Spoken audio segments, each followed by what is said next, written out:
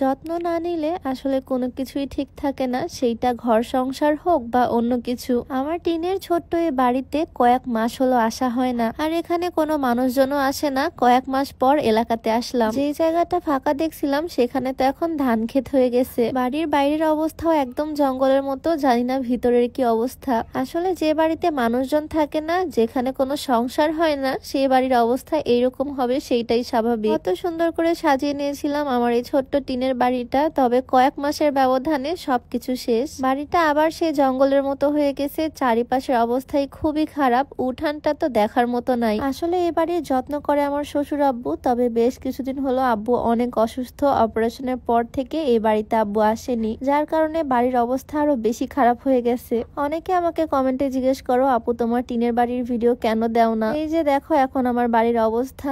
বাড়ির পাশে সুন্দর এই পুকুরটার অবস্থাও একদম খারাপ। এই পুকুরে কত গোসল করেছি, তবে এই পুকুরে এখন পানাতে একদম ভরে গেছে। তবে মাশাআল্লাহ আমার পেঁপে গাছটাতে কতগুলো পেঁপে ধরেছে দেখো। আগে তো আরো অনেক রকমের ফলমূল ছিল, এখন অযত্ন অবহেলায় বেশিরভাগ গাছই নষ্ট হয়ে গেছে। তবে ইনশাল্লাহ খুব তাড়াতাড়ি বাড়িটাকে আবার আগের মতো ফিরিয়ে আনবো, আগের থেকেও বেশি সুন্দর করব ইনশাল্লাহ। সামনেই তো শীতকাল আসতেছে, তখন আমার বাড়ির লুকটাই চেঞ্জ হয়ে যাবে, এইটাই চিন্তা করতেছি। এখন দেখা যাক কতটা কি করতে পারি। এই যে আমার শখের লেবুর গাছ, বাড়ির মাঝখানে লেবু গাছ। লেবু গাছেও লেবু ধরা কমে গেছে। আগে তো অনেক লেবু ধরতো, বাট এখন দু একটা লেবু ধরে আছে শুধু। আর এই যে আমার শখের আঙ্গুর গাছ, যেটা আঙ্গুর বাগান থেকে নিয়ে এসেছিলাম, তবে এই গাছটার অবস্থাও একদম মরা মরা। বাড়িটাতে একদম প্রাণ নাই বললেই চলে। এই বাড়িটা এখন আবার সুন্দর করে পরিষ্কার করে নতুন করে সাজাতে হবে। আচ্ছা, এখন আমি মাঝে মাঝে এরকম সুন্দর খিমার গুলো পরি, সাথে প্লাজো প্যান্ট। তোমরা অনেকে আমাকে জিজ্ঞেস করো এরকম সেট তোমরা কোথায় পাবা।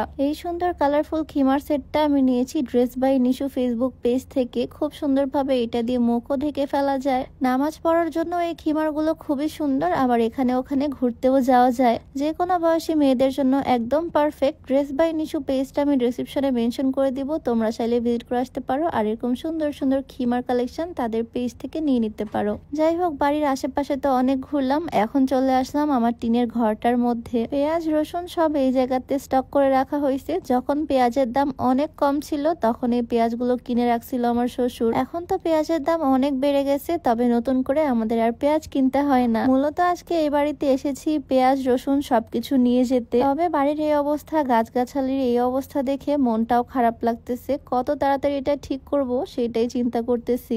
লেবু বেশি যদিও হয়নি গাছে, তারপরও কয়েকটা লেবু নিয়ে নিলাম, একদম দেশি লেবু। লেবু কিন্তু স্বাস্থ্যের জন্য অনেক ভালো, এমনকি ওজন কমাতেও লেবু পানি কিন্তু অনেক হেল্প করে। তবে ওজন কমানোর একদম সহজ সলিউশন হচ্ছে এই হার্বাল স্লিমিং টি, যেটা সকালে আর সন্ধ্যায় খেতে হবে। আর এইটা খেলে খুব সহজে পেটের অতিরিক্ত চর্বি মেদ কমে যাবে, ওজনটাও কমে আসবে, সাথে গ্যাস্ট্রিকের সমস্যাটাও দূর হবে। এইটা তোমরা beauty by Lim Facebook page থেকে পেয়ে যাবা। পেজটা আমার ডেসক্রিপশনে মেনশন করে দেওয়া থাকবে, হোয়াটসঅ্যাপ নাম্বারটাও স্ক্রিনে দিয়ে দেওয়া থাকবে। এই কয়েকদিন আমি এত পরিমাণে কমেন্ট পাইছি আমি বাড়ির ভিডিও কেন দিচ্ছি না, খুব তাড়াতাড়ি বাড়ির ভিডিও চাই। আমার তো মনে হচ্ছে বাড়িটা আমার থেকে বেশি তোমাদের বেশি পছন্দ হয়ে গেছে, আর এই বাড়ির ভিডিও তোমরা অনেক পছন্দ করো। সবাই দোয়া করো যাতে বাড়িটা আবার আগের মতো সুন্দর করে ফেলতে পারি। নতুন নতুন আরো কিছু শাকসবজি লাগানো হয়েছে, আজকে কিছু ঢেঁড়স তুললাম, সাথে যেগুলো কলমি শাক হয়েছিল শাকগুলো তুলে ফেললাম, পেঁপেও পেরে নিব আজকে। এই বাড়িতে আসলে আমি একদমই খালি হাতে যাই না, অনেক কিছু নিয়ে যাই। দেখো কি সুন্দর একদম গাছ পাকা টুসটুসে পেঁপে,